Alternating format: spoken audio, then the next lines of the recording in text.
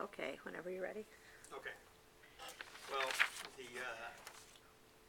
the last time I read to a group, they were fascinated with the character named Sam I Am and where he would not eat his breakfast. So that's how long it's been since I've read. The book that I'm reading is Rabbit Run by John Updike, and it was banned for its depiction of marital infidelity. The main character, Harry Rabbit Angstrom, is called Rabbit because as a kid, the other kids decided he looked like a rabbit. He had a little nose. In high school, he played basketball, and that was sort of the high point of his life. He's in his 20s now. His job is to demonstrate a potato peeler in a grocery store, in a department store. It takes place in the early 1960s in Pennsylvania, in a town called Mount Judge, which is sort of a foreshadowing, as we find later in the book. There's really two towns, Mount Judge on one side of Mount Judge, on the other side of Mount Judge is Brewer, and we go back and forth between those two places. Harry's married to Janice Springer. She's an alcoholic. She's depressed. They have a young son, and Janice is pregnant. And Harry sees that his life's a dead end, and he runs away. He's going to drive to the Gulf of Mexico. He decides that that's too far. He comes back, goes over to Brewer, and finds a girl, is living with her, and now in the excerpt that I'm reading, he comes back to the house, to their apartment, to pick up his clothes, to drop off the car. So in this story, in this little segment, we'll hear about his wife, Janice. Ruth is his girlfriend. Later on, near the end of the piece, we will come across the Reverend Eccles, who ambushes Harry and tries to send him back home to Janice. His car is waiting for him on Cherry Street in the cool spring noon, mysteriously, as if a room of a house he owned had been detached and scuttled by this curve. And now that the tide of night was out, stood up glistening in the sand, slightly tilting but unharmed, ready to sail at the turn of a key. Under his rumpled clothes, his body feels clean, narrow, hollow. He has scored. The car smells of rubber and dust and painted metal, hot in the sun, a sheath for the knife of himself. He cuts through the Sunday-stunned town, the soft rows of domestic brick, the banistered porches of wood. He drives around the southern flank of Mount Judge. Its slope by the highway is dusted the yellow-green of new leaves. Higher up, the evergreens make a black horizon of the sky. The view has changed since the last time he came this way. Yesterday morning, the sky was ribbed with thin-stretched dawn clouds, and he was exhausted, heading into the center of the net, where alone there seemed a chance of rest. Now the noon of another day had burned away the clouds, and the sky in the windshield is black and cold, and he feels nothing ahead of him. Ruth's blue-eyed nothing, the nothing she told him she did, the nothing she believes in. Your heart lifts forever through that blank sky. His mood of poise crumbles as he descended into the familiar houses of Mount Judge.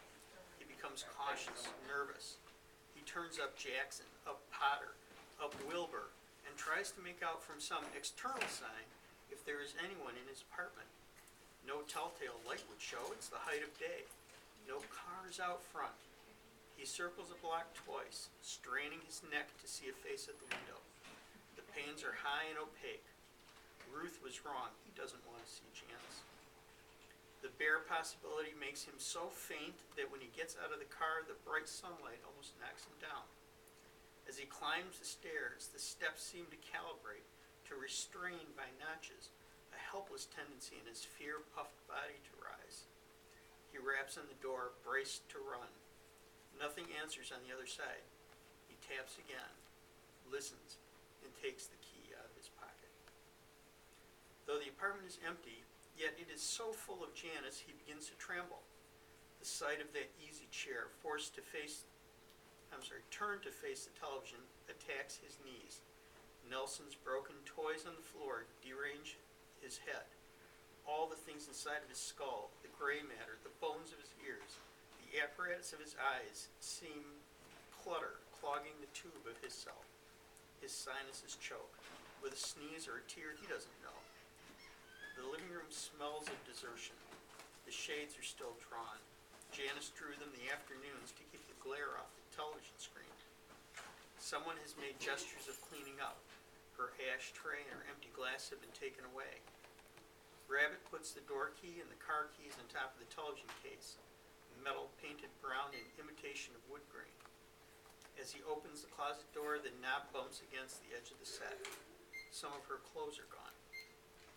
He means to reach for his clothes, but instead turns and wanders towards the kitchen, trying to gather up the essence of what he has done. Their bed sags in the filtered sunlight. It never was a good bed. Her parents had given it to them. On the bureau there is a square glass ashtray and a pair of fingernail scissors and a spool of white thread and needle and some hairpins and a telephone book and a baby pen with luminous numbers and a recipe she never used torn from a magazine and a necklace made of sandalwood beads carved in Java he got her for Christmas. Insecurely tilted against the wall is the big oval mirror they took away when her parents had a new bathroom put in. He always meant to attach it to the plaster above her bureau for her, but he never got around to buying molly bowls.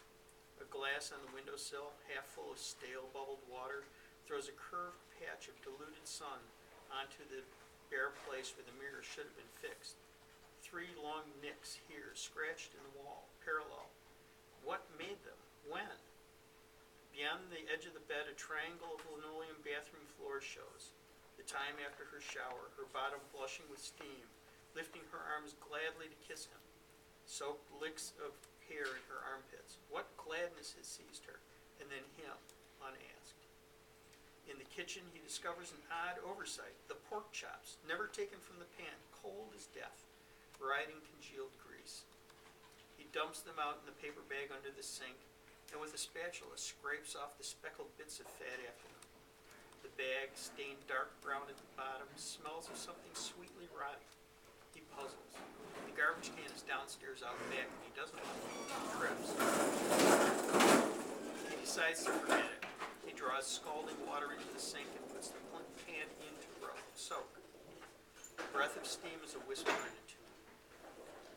In frightened haste, he takes clean jockey pants, t-shirts, and socks from a drawer, 3 shirts in cellophane and blue cardboard from another, a pair of laundered suntans from a third, draws his 2 suits and a sports shirt from the closet, and wraps the smaller clothing in the suits to form a bundle he can carry. The job makes him sweat. Clutching his clothes between 2 arms and a lifted thigh, he surveys the apartment once more. And the furniture, carpeting, wallpaper all seem darkly glazed with the murk filming his own face. The rooms are filled with the flavor of an awkward job, and he is glad to get out. The door snaps shut behind him irrevocably. His key is inside. Toothbrush, razor, cufflinks, shoes.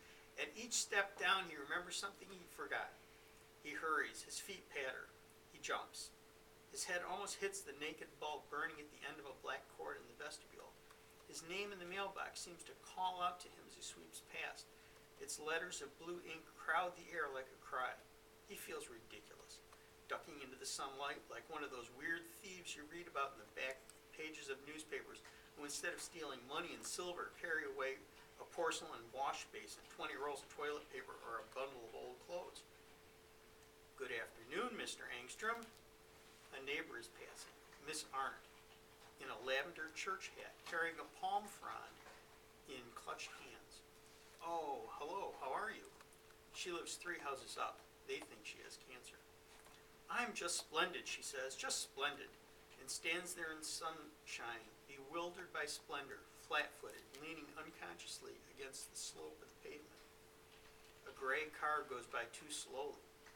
Miss Arndt sticks in Rabbit's way, amiably confused, grateful for something, her simple adherence to the pavement, it seems, like a fly who stops walking on the ceiling to marvel at itself. Hello. How do you like this weather, he asks. This is fine, thanks. I love it, I love it. Palm Sunday is always blue. It makes a sap rise in my legs. She laughs and he follows. She stands rooted to the hot cement between the feathery shade of 2 young maples. She knows nothing, he becomes certain. Yes, he says, for his eyes have fixed on his arms. I seem to be doing some spring cleaning. He shrugs the bundle to clarify. Good, she says, with a surprised, sarcastic snarl. You young husbands, you certainly take the bit in your teeth. Then she twists and exclaims, why, there's a clergyman there.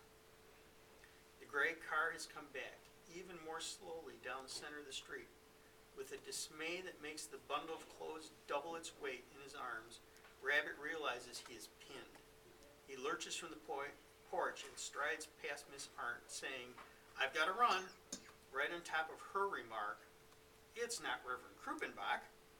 No, of course not Krupenbach. Rabbit knows who it is, though he doesn't know his name. The Episcopalian.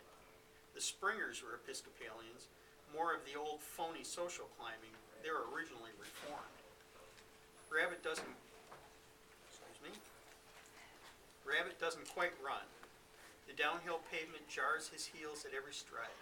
He can't see the cement under the bundle he carries. If he can just make the alley, his one hope is the minister can't be sure it's him. He feels the gray car crawling behind him. He thinks of throwing the clothes away and really running, if he could get into the old ice plant. But it's a block away. He feels Ruth, the dishes done, waiting for him on the other side of the mountain. As a shark nudges silent creases of water ahead of it, the gray fender makes ripples of air that break against the back of Rabbit's knees. The faster he walks, the harder these ripples break. Behind his ear, a childishly twanging voice pipes, I beg your pardon, are you Harry Angstrom? With a falling sensation of telling a lie, Rabbit turns and half whispers, yes. All right, that's the end.